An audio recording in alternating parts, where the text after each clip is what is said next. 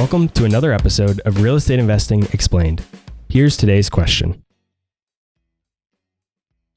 So let's talk about real estate, and because oftentimes real estate investors are on a journey to acquire a lot of units to achieve financial freedom from just the cash flow. How were you able to achieve financial freedom in your 30s by owning just 5 properties?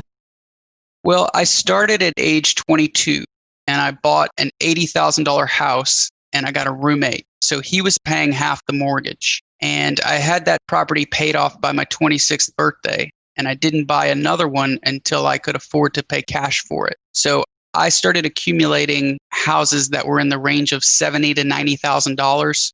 And so that's how I was able to acquire 5 of them. But it took me 12 or 13 years to get that many that were paid for. And I just knew that it would be easier to manage less properties. It's easier to care for the tenant. It's easier in terms of getting deals closed. There aren't as many, so there's not as much turnover with the properties when you take care of them, and you can screen tenants thoroughly. So I wanted to keep managing the properties myself, and I just found it to be easier if you had less of them.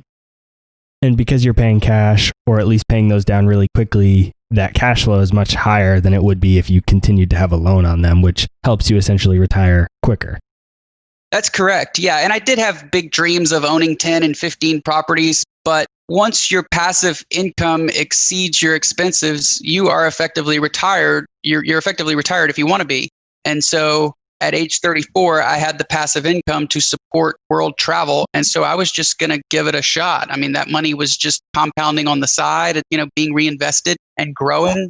And I was trying to live on a small percentage of my salary. So I had 2 jobs, and I'm sure we'll get into that, but I had a salaried position in software and then a commission-only real estate job that I was helping my friends to buy and sell real estate sort of on the side. And so every commission dollar that I ever earned was saved and invested. But yeah, I had bigger dreams. And then once I realized, this money that I'm making is enough to cover my expenses. Like I said, I put a higher dollar value on my time, and I didn't see it as being worth going back. I just valued my time too much. That's all for this episode of Real Estate Investing Explained.